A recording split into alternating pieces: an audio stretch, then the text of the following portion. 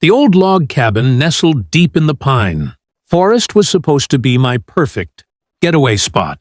After weeks of hard work, I wanted nothing more than to relax with friends, play some music, grill by the fire pit, and enjoy the weekend without interruption. The cabin belonged to my uncle, a retired colonel, who had lent me the keys with one rule: don't burn the place down. By Saturday evening, the party was alive. Strings of fairy lights glowed on the porch. Speakers hummed with bass and laughter echoed through the woods. My friends, Jake, Lisa, Tanya, and a few others, were in their best moods. Some roasted marshmallows, others danced barefoot in the grass. Everything felt perfect, like a movie scene. But across the narrow dirt road, there lived a woman we all knew too well. Karen. She was in her late 50s, sharp-eyed, always clutching her phone like a weapon, and constantly patrolling the neighborhood as if it were her personal kingdom. At first, we thought she'd stay indoors, but by 9 p.m., the inevitable happened. Karen stormed out, her floral robe flapping in the night breeze, her dog yapping at her heels. "This is a residential area," she screeched, pointing at us like we were criminals. "Turn that racket off before I call the police." Jake, ever the joker, bowed dramatically. "Sorry, Your Majesty, we'll lower the volume a little." We did turn the music down, but not enough to satisfy her. Karen lingered by the edge of the yard, arms crossed, glaring at us. Tanya whispered, "She looks like she's plotting a lawsuit." Half an hour later, Karen disappeared inside. I assumed we were safe, but I underestimated her. Karen wasn't calling the local sheriff this time. Oh no. She dialed a number none of us could have imagined. 10 minutes later, the low thunder of rotors echoed through the sky. My beer slipped from my hand as I looked up. A massive military helicopter, its searchlight blazing, descended toward the yard. The ground shook, cups toppled, and everyone screamed as the helicopter's wheels touched the grass. Lisa shouted over the roar, "What the hell did you do?" And then, through the whipping wind, figures in uniform began to emerge. The party had just turned into something none of us could have predicted. The blades of the helicopter slowed, but the roar still echoed in my chest. Cups rolled across the porch, paper plates flew into the trees, and the fairy lights snapped under the force of the wind. My friends clung to each other, half in shock, half in awe. Nobody at a simple cabin party expected a military landing. The side hatch of the chopper swung open, and out stepped 6 soldiers in full combat gear, helmets, vests, boots that stomped like thunder. Their presence silenced every laugh, every whisper. They didn't look like actors, and this wasn't a drill. At the front was a tall man with square shoulders, mirrored sunglasses despite the night, and a voice that cut sharper than the cold air. "Who's in charge here?" he barked. Everyone's eyes landed on me. My throat went dry. I raised my hand slowly. I guess that's me?" Karen appeared again, triumphant, standing at the edge of the yard, like she had summoned the cavalry herself. Her robe flapped, her dog growled, and her smug grin could have cracked glass. "There he is!" she shouted. "That's the hooligan disturbing the peace. Arrest him! This is an illegal gathering, and I demand order." The commander didn't even look at her. Instead, he stepped closer to me. "This property belongs to Colonel Raymond Scott, correct?" "My uncle, the retired colonel." My brain scrambled. "Yes, sir. He's my uncle. He let me use the cabin this weekend." For the first time, the soldier's tone softened. Just a little. He tilted his head toward Karen. "Ma'am, the call we received described a possible security breach at a former officer's residence. That's why we were dispatched." Karen's face froze. "Security breach? No, it's just a party. Loud music, drunken behavior, public nuisance. You should be hauling them away." The soldiers exchanged glances. One of them tried not to laugh. The commander pulled off his sunglasses, revealing stern but amused eyes. "So let me get this straight. You contacted military emergency lines over loud music?" Karen huffed, straightening her robe. "I did what was necessary.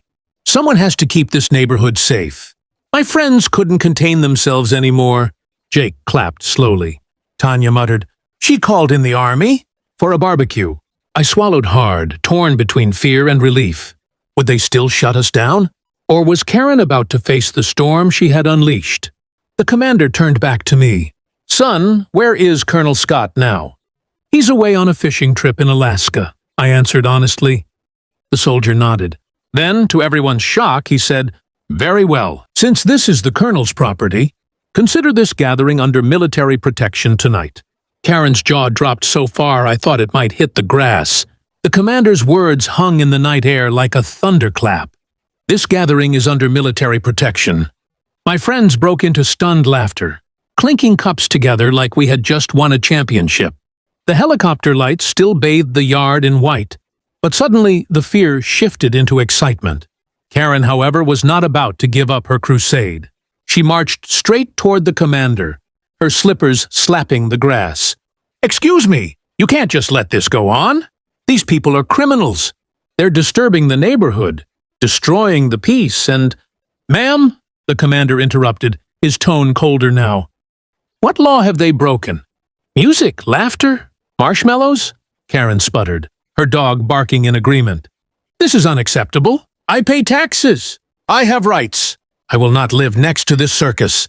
Jake leaned toward Lisa, whispering just loud enough for everyone to hear. "Imagine being so angry you call in the army over s'mores." That did it. My friends burst out laughing.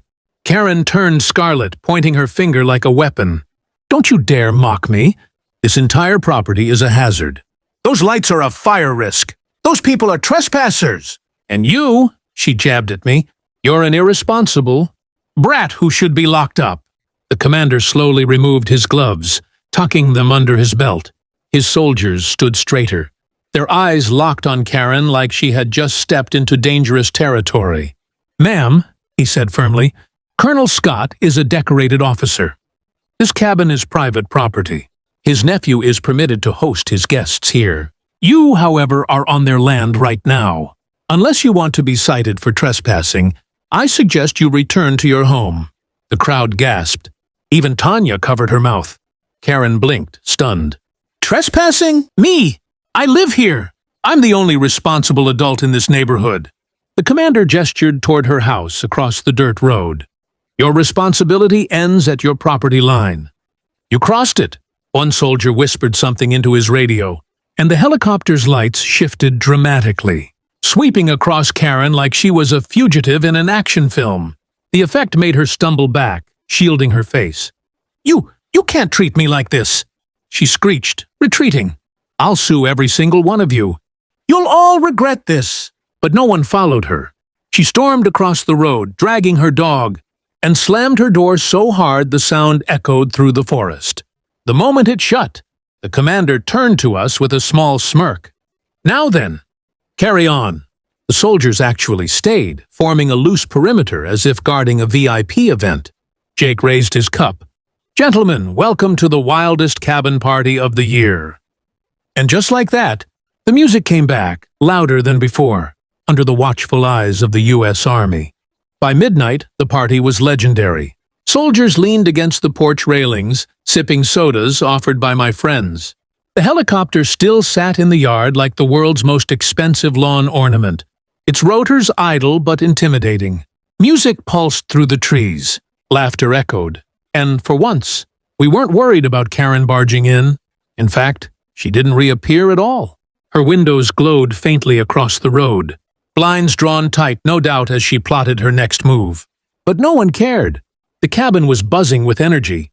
Who else could say they'd had a backyard party guarded by the military? Still, a tiny knot of worry sat in my stomach. What would Uncle Raymond think if he found out? Sure, the soldiers had our backs tonight, but this was his property.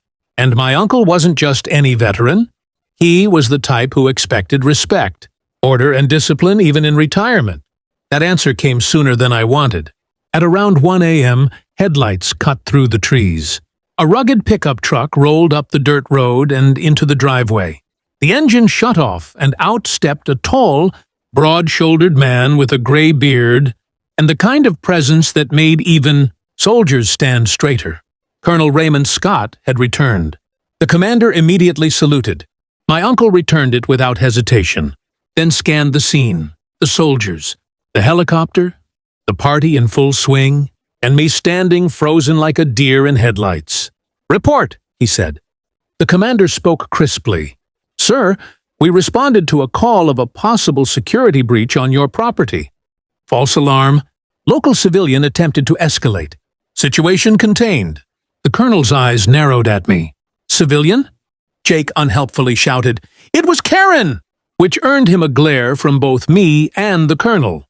Uncle Raymond sighed, pinching the bridge of his nose. "So let me get this straight. Karen called in the cavalry over your little party?"